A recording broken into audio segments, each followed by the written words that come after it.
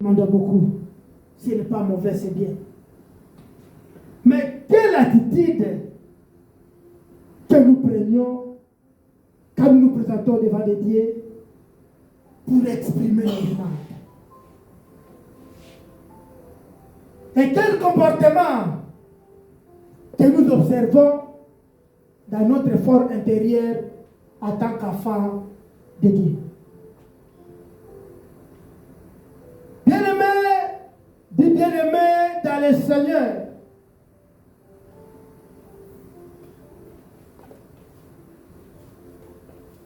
Dieu de son amour veut que quand nous nous présentons au devant de lui, ce qui est important, c'est de reconnaître qu'il est Dieu et qu'il existe. C'est ça la première des choses et ce qui est primordial. Quand tu te présentes au devant du Seigneur, tu dois reconnaître qu'il existe et qu'il est là. Ce n'est pas seulement à l'église, dans ta maison, dans ta chambre, au travail, partout tu auras l'occasion d'invoquer le nom du Seigneur. Tu dois d'abord reconnaître que Dieu existe et qu'il est là.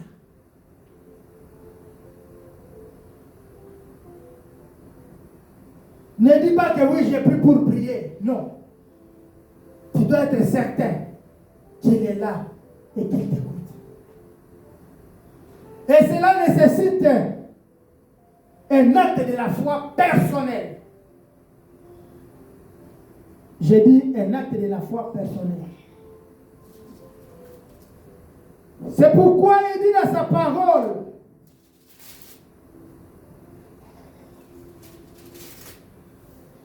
il dit dans sa parole, dans Hébreux chapitre 11, verset 6, la Bible dit ceci.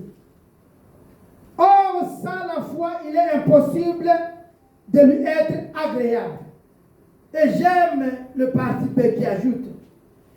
Car il faut que celui qui s'approche de Dieu croit que Dieu existe.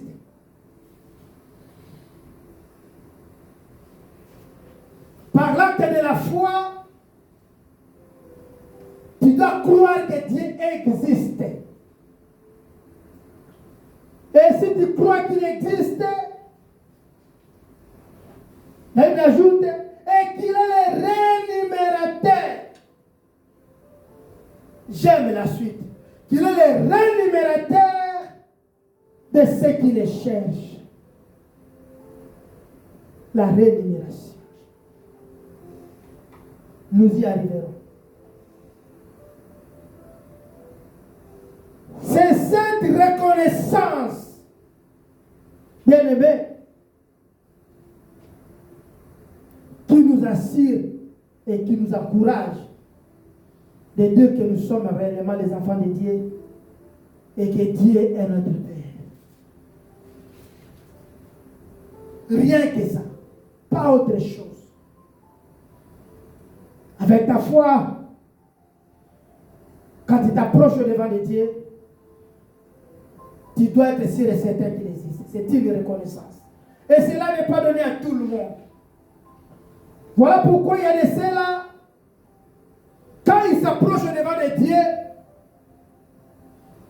il dit, bon, je viens seulement parce qu'on m'avait appelé. Je passe seulement parce que c'est le dimanche. Je vais seulement parce que maman José m'avait appelé, il m'avait rappelé le dimanche. Non. Un acte de la foi qui sauve. Ne fais pas cela parce que, mais fais ça selon ta foi. Fais-la parce que tu dis, je suis enfant de Dieu et le dimanche est une grande journée où Dieu a béni, l'a sanctifié. Et j'ai besoin de la bénédiction du dimanche.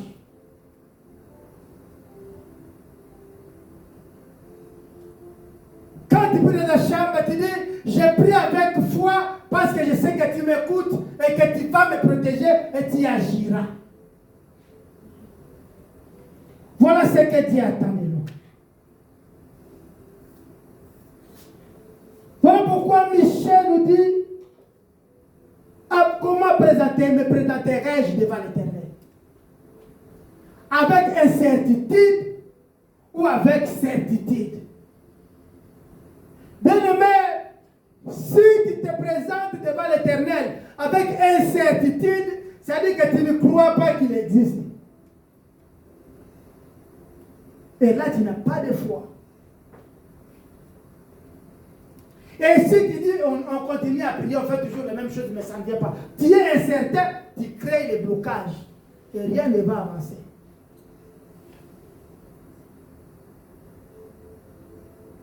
Moi, j'ai toujours dit par révélation, la foi, c'est comme l'eau qui coule et qui va s'arrêter quelque part pour trouver une solution seule. C'est ça la foi. L'eau, quand l'eau coule, il finit par rester quelque part. Et quand l'eau va s'arrêter, il va trouver la solution, il va stagner. C'est ça la foi.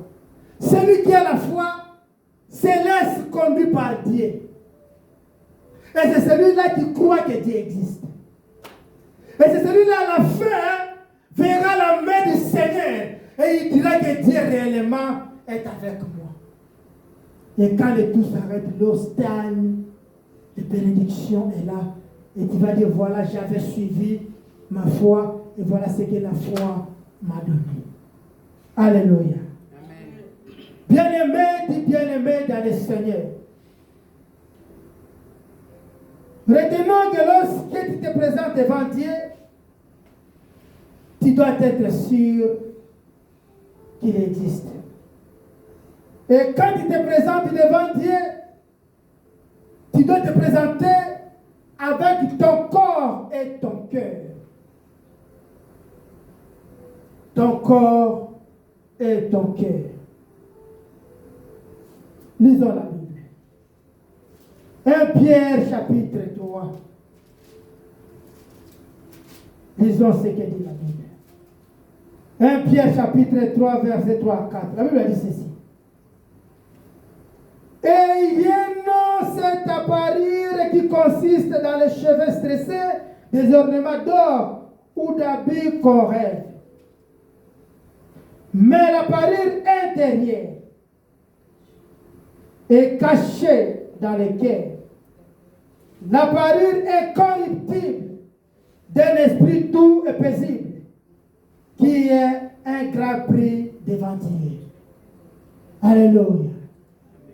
C'est bien de nous faire beau, s'habiller à veste, bien habillés, orner nos péchés, nous sommes belles, nous sommes beaux.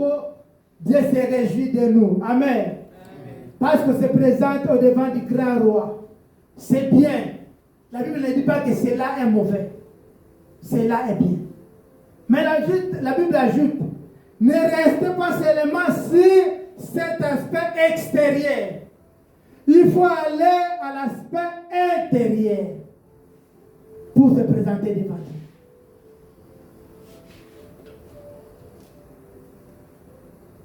Dans l'aspect extérieur, il y a toutes les choses, il y a beaucoup de choses que la Bible les dit ici.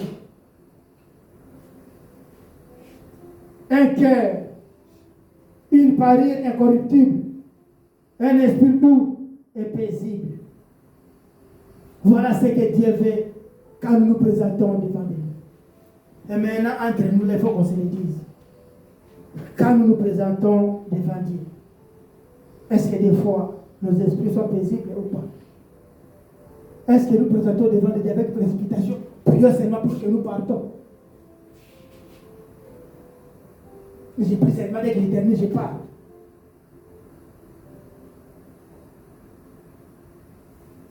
Voilà pourquoi la Bible dit, ce n'est pas de cette manière que nous devons nous présenter devant Dieu. Si notre parure extérieure lui semble agréable, il veut aussi que notre parure intérieure lui soit agréable.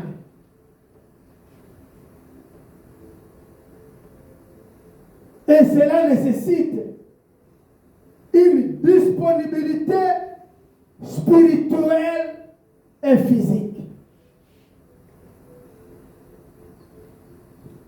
Et c'est très important pour un enfant de Dieu quand il se présente devant Dieu. Alléluia. Revoyons notre manière de se présenter devant le Seigneur. Deuxième des choses, quand nous nous présentons devant Dieu, nous devons être joyeux. Si tu n'as pas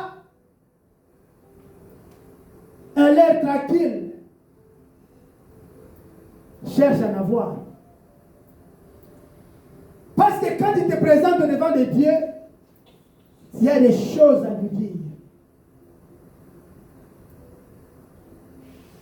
Imaginez-vous, je me réveille le matin, on me dit voilà, le Premier ministre du Canada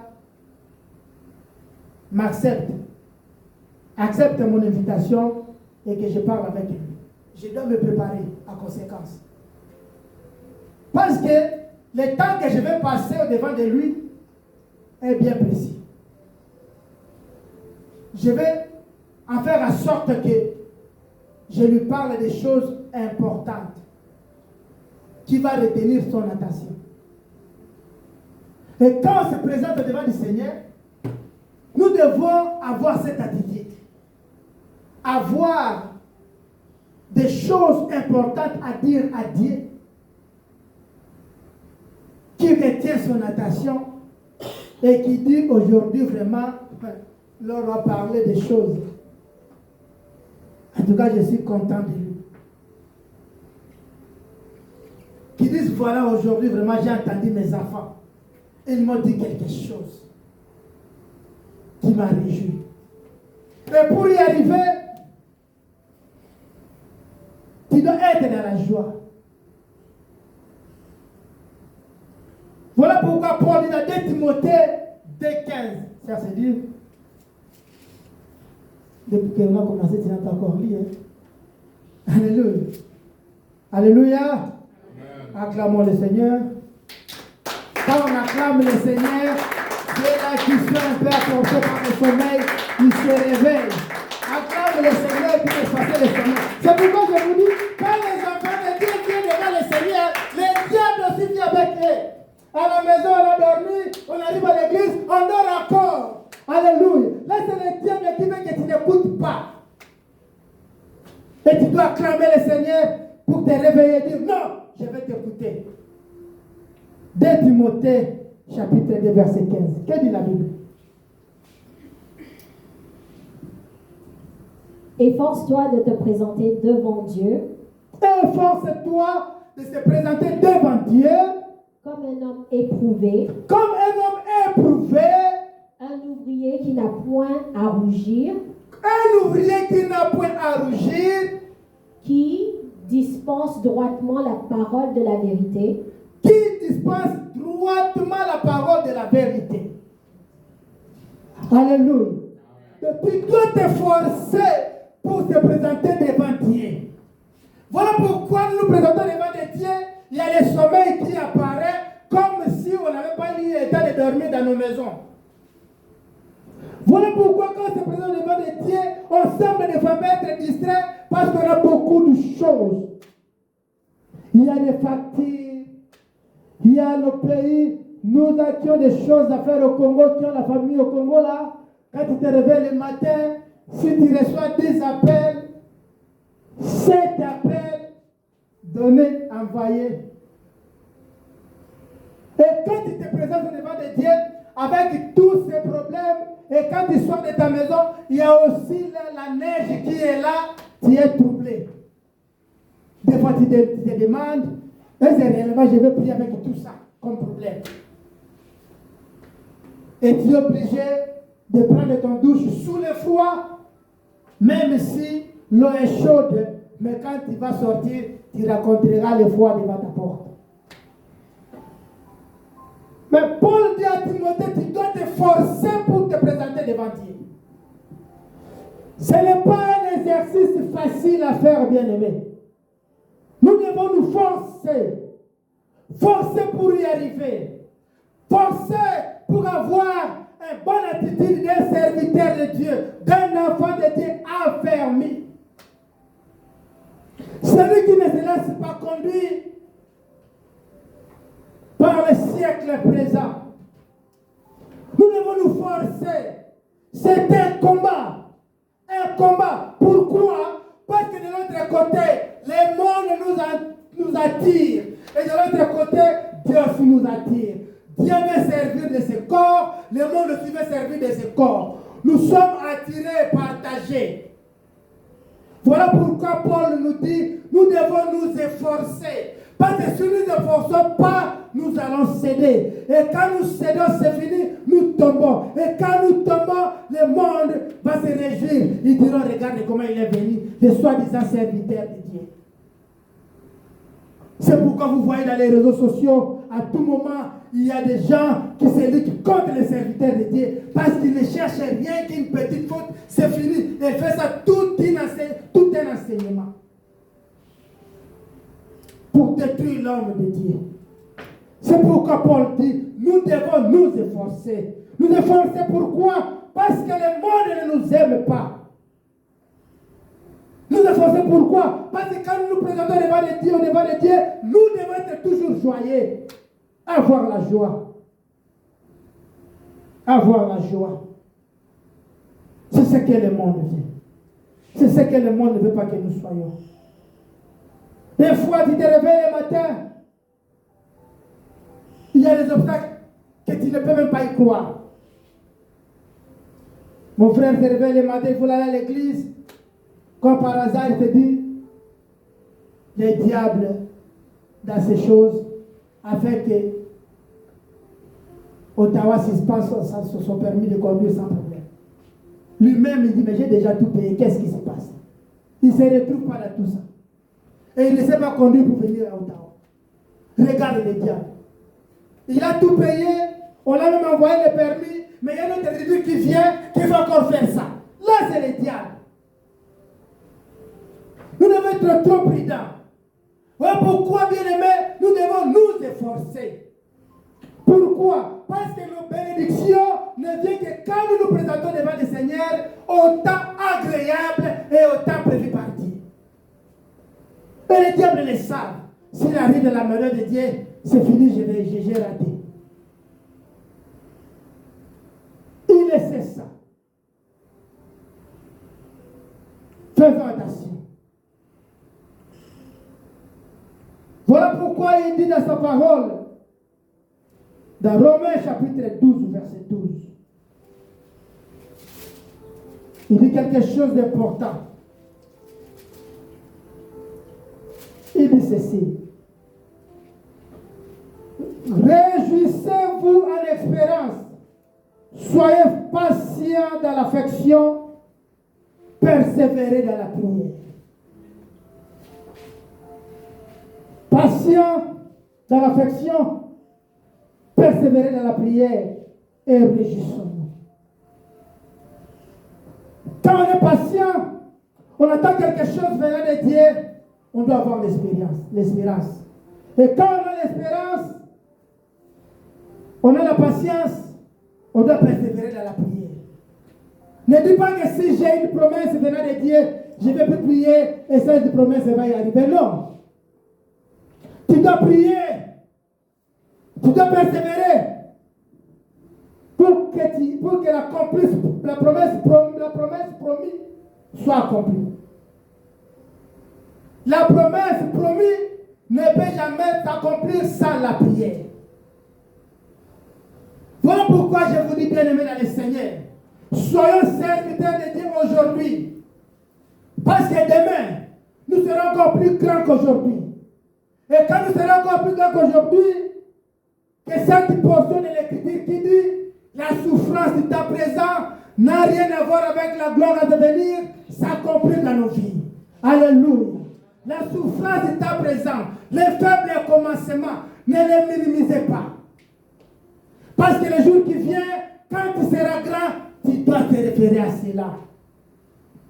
Tu diras, oh, mais on venait de personnes, on priait. Mais aujourd'hui, c'est une grande mission. Et quand on sera âgé, et quand on dira que voilà, nous sommes fatigués, ceux-là qui viendront après nous diront que voilà, il y a des ceux-là qui ont pâti. Et celui qui pâtit souffle. Il souffle. Quand on construit une maison, on donne beaucoup d'énergie. Et après ta mort, les enfants viennent et ils vendent. Et après ta mort, les enfants bénéficient. Il en a fait héritage. Voilà ce que Dieu attend de nous. Nous sommes les serviteurs. Nous devons nous réjouir avec espérance et avec prière pour dire que Dieu est avec nous. Et c'est très très important, bien aimé. Lisons Sophonie chapitre 3, verset 17. Sophonie 3, 17. Nous allons voir que Dieu veut que quand nous nous présentons devant lui, nous devons être joyeux. Ne va pas nous lamenter. Ah, j'en ai marre. J'ai déjà prié pour ça.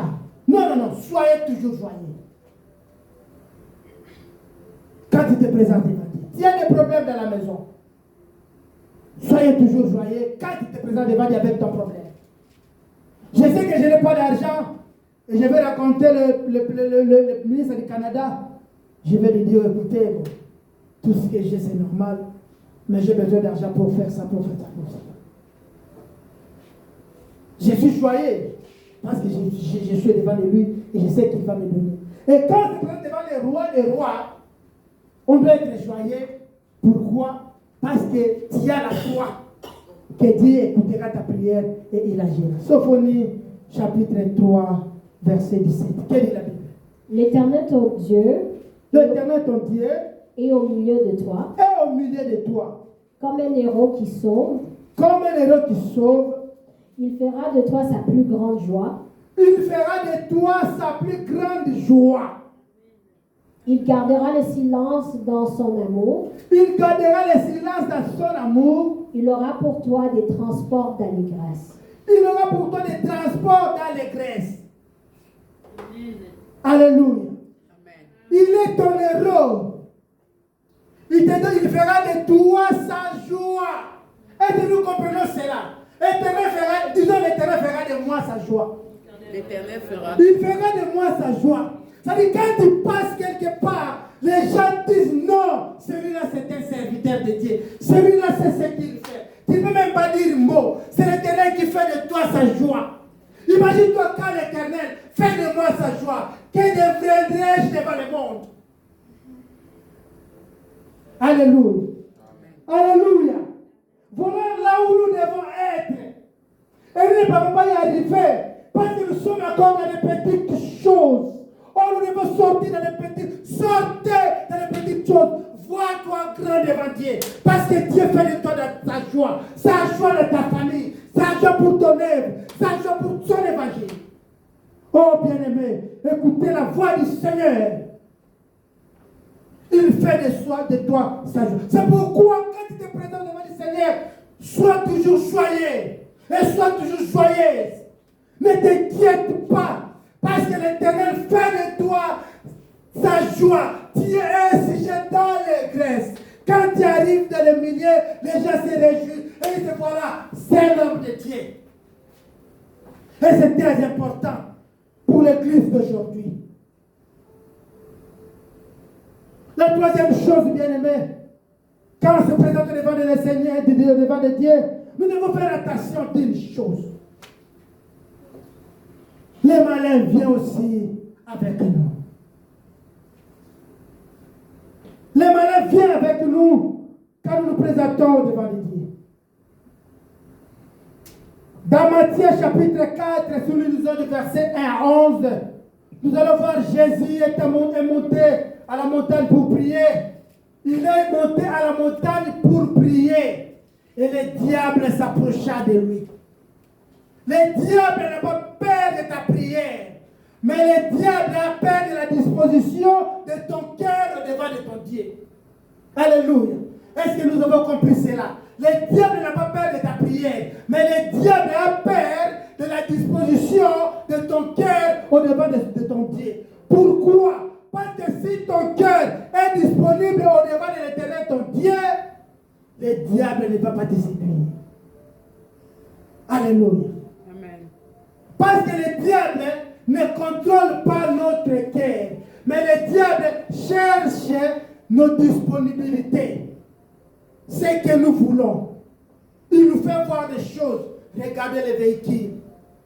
Le diable n'a pas dit à Jésus, regardez, si tu me donnes ton cœur, je te donne. Non, il a dit, si tu fais ça, je te donne le monde. Je te donne l'argent. Je te donne les véhicules. Tu auras le pouvoir. Le diable nous montre que ce qui est terrestre. Et il n'accède pas de ce qui est céleste. Pourquoi? Parce qu'il n'a pas l'accès à notre cœur. Voilà pourquoi un cœur disposé devant Dieu de la prière, le diable ne veut pas y trouver. Mais si tes pensées est pour autre chose, tu pries, Seigneur, j'ai besoin de toi. Et là, tu penses, vraiment, moi, jusqu'à présent, je n'ai pas une belle voiture. Il faut que j'ai cette voiture. C'est fini, tu n'es pas disponible.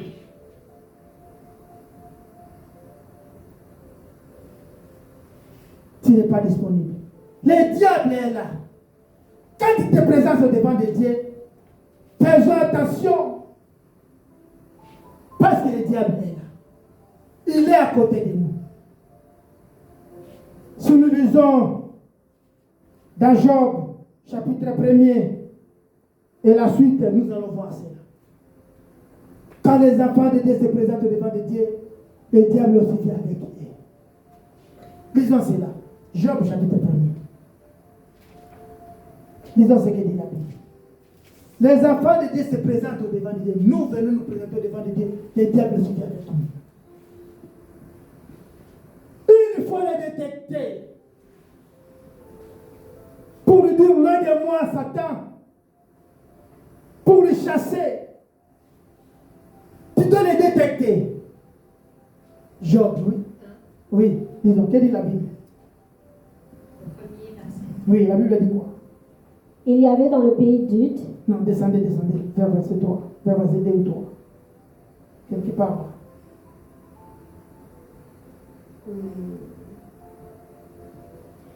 Or, le Fils de Dieu vit un jour se présenter devant l'Éternel, et Satan vint aussi au milieu d'eux. Amen.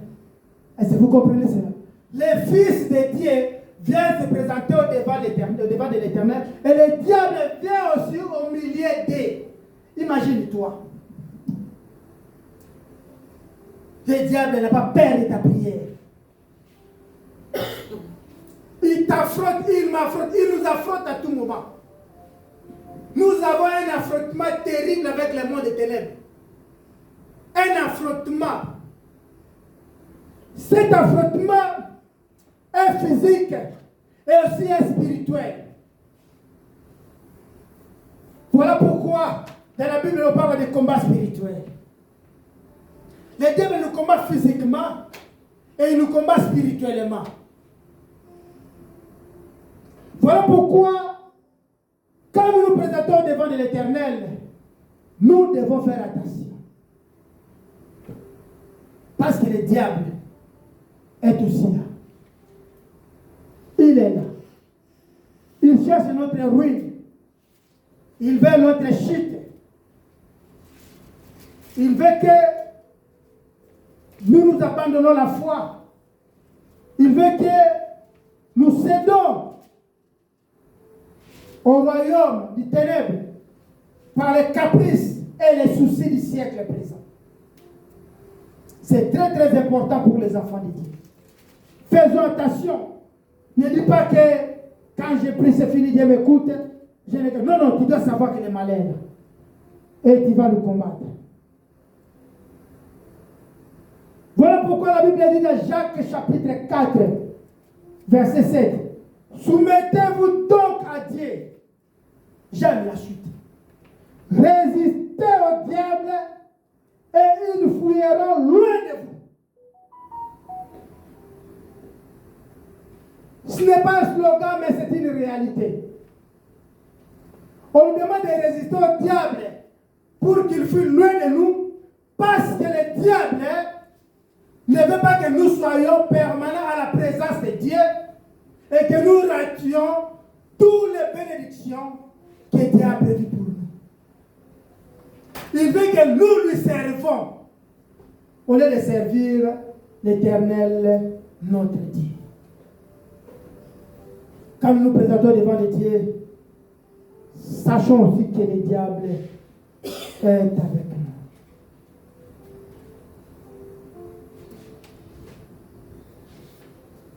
Quatrième chose, bien-aimés, quand nous nous présentons devant le Dieu, nous devons être précis dans nos paroles. Précis de ce que nous allons dire à Dieu. Matthieu chapitre 6, verset 7. Que nous dit la Bible?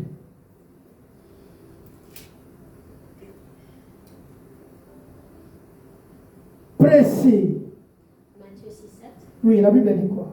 En priant, ne multipliez pas des vaines paroles. Ne multipliez pas de vaines paroles. Comme les païens qui s'imaginent qu'à force des paroles, ils seront exaucés. Alléluia. Ne soyez pas comme des païens qui croient qu'après avoir multiplié les paroles, il sera exaucé. Soyons précis dans nos prières. La Bible nous demande de demander à Dieu. Ce n'est pas mauvais. Matthieu 7, 7. C'est dans la Bible. Mais quand tu arrives au devant de Dieu, comment tu demandes? Quelle attitude que tu prends? Cessez de multiplier les paroles inutiles. Il a besoin de l'essentiel. Il a besoin de l'essentiel pour t'accorder grâce et vie. Voilà pourquoi Ecclésiaste chapitre 5 verset, que nous dit la Bible?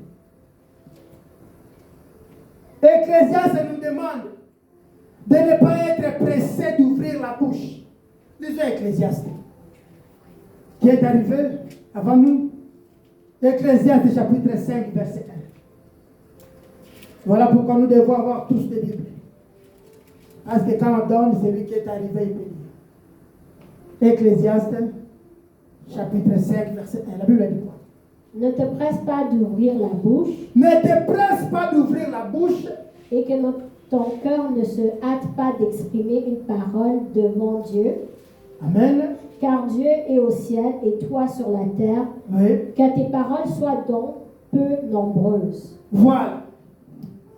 Ne te presse pas d'ouvrir la bouche quand tu te présentes devant l'Éternel. Que ton cœur ne soit pas pressé à te commander pour parler. Ayez cette assurance à toi que quand je me présente devant mon Père, je vais lui dire ça, ça, ça, et j'aurai la suite. Bien aimé, beaucoup de gens, beaucoup des enfants de Dieu n'ont pas pu voir la main du Seigneur parce que ils ne savent pas comment se présenter au devant de Dieu. Ils ne savent pas comment se présenter au devant de Dieu. Et la dernière des choses, le cinquième, quand tu te présentes devant Dieu, tu ne te présenteras jamais vide. Ah. Tu ne te présenteras jamais vide.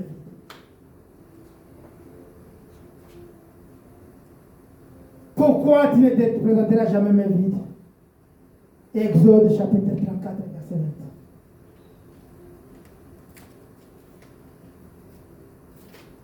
Tu ne peux jamais, c'est une loi que nous devons observer.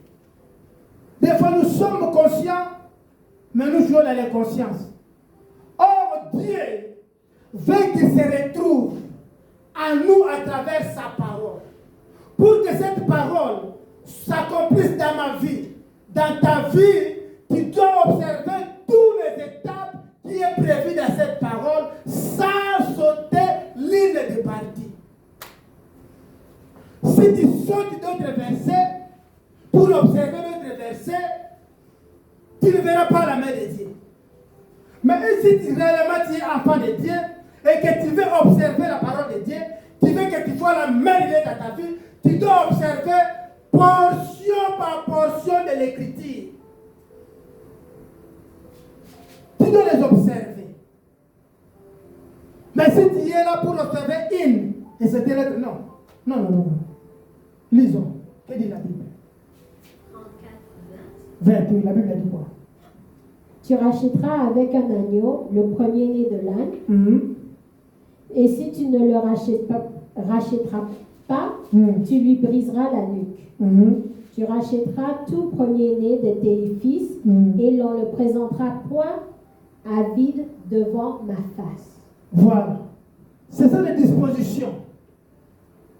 Et si nous lisons dans Luc chapitre 6, verset 38, la Bible dit donnez et l'on vous sera donné.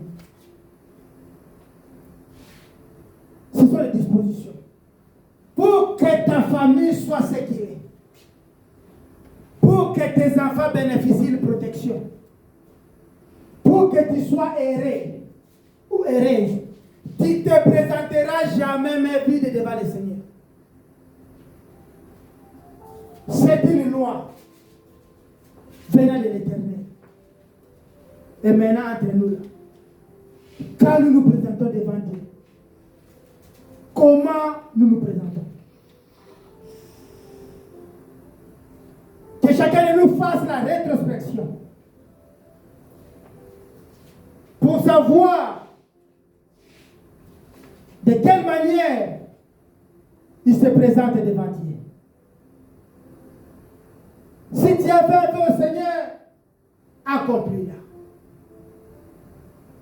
Cela constitue aussi un culte devant Dieu. Ne fais jamais un vœu et ne l'accomplis pas, c'est un péché. C'est pourquoi ne soyez pas pressé de faire un vœu pour ne pas accomplir. Pourquoi? Parce qu'il y aura des représailles dans ta vie. C'est très important. Oh, si j'arrive au Canada et que je trouve le travail, je vais te donner autant. Arrivé au Canada, tu trouves le travail, tu fais les calculs, tu dis, ah, si je donne 5, je vais rester avec combien? Mais c'est toi qui as dit. Qui t'avait poussé à dire? Voilà pourquoi l'Ecclésiaste dit, ne soyez pas pressé d'ouvrir la bouche pour dire quelque chose. Les humains, quand ils font des difficultés, ils disent autre chose. C'est pourquoi vous voyez même dans nos pays, il y a des violations de lois. Parce que quand on a besoin de la paix, on dit de n'importe quoi. Et quand on a trouvé la paix, on dit tout ce qu'on avait dit. Même dans nos foyers, nous qui sommes mariés, je me souviens encore un jour, je suis allé pour un problème du couple. Et la femme ne cessait de répéter ces choses. On ne s'était pas attendu comme ça avec mon mari. On ne s'était pas attendu comme ça. Mon mari a violé ce qu'on s'était attendu.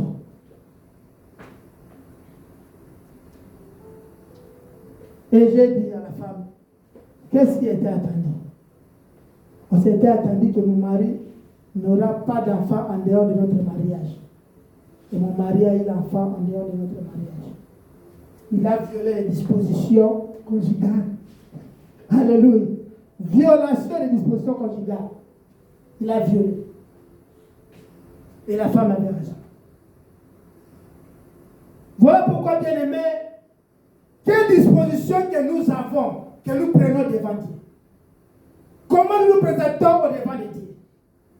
Et même aussi au devant de ceux qui sont autour de nous. Avec honnêteté ou avec malhonnêteté. Avec mensonge ou avec vérité.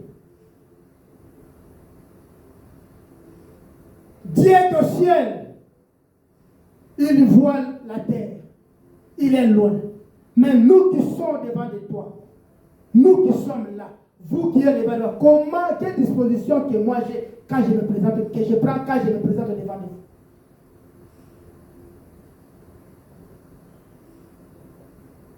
Nous sommes plus considérés de nous-mêmes, mais nous sommes non considérés envers ceux qui sont devant de nous parce que ce que nous réfléchissons ne semble pas à ce que nous croyons être. Voilà pourquoi revoyons la manière de nous présenter devant Dieu et de nous présenter devant les prochains qui sont avec nous. Bien-aimés, que cette vérité demeure dans la vie de tout et chacun. Voilà pourquoi nous allons nous lever. Prie Dieu, dis à Dieu, Seigneur, des fois je me présente mal devant de toi et devant de tes enfants. Donne-moi la force d'avoir une bonne attitude, une bonne manière, un bon comportement, de se présenter devant de toi et au devant de nos prochains, afin de donner gloire à ton nom. Prions le Seigneur.